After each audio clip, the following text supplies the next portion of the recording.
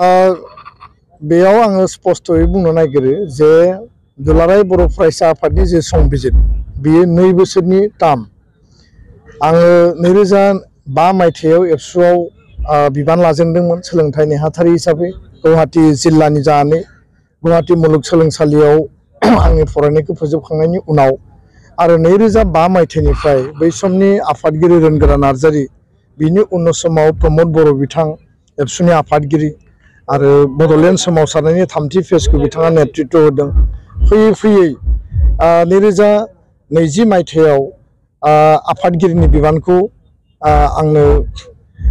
गथायनानै होदों आरो 5 बोसोर आङो आफादगिरि महरै आङो खामानि मावबाय। जिखिनि आंनि मावनो गोनां बिबान आरो रेसपन्सिबिलिटि दंमोन सुक्तिनि दफाखौ आनकम्प्रमाइजिं भाबै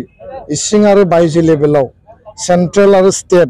गासै सरकारजों अफिसियेल लेभेलाव पलिटिकेल लेभेलाव नारसिननानै दासिम जिखिनि जोङो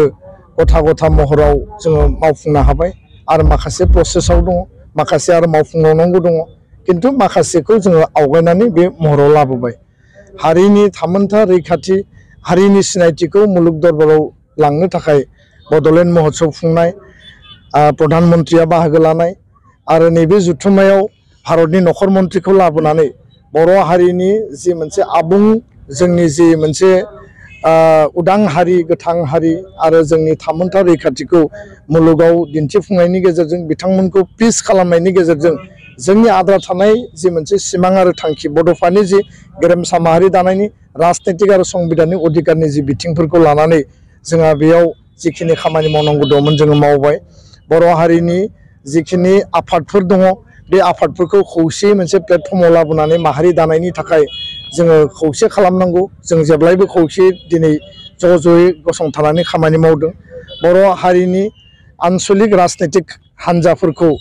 ज'यै खावलायनानै दोंसे लामाजों बुजिनि आधाराव थाबायलांनो हायो नामा बिनि थाखायबो जोङो प्रसेस्टा नाजानायखौ जोङो खालामनाय जाबोदों।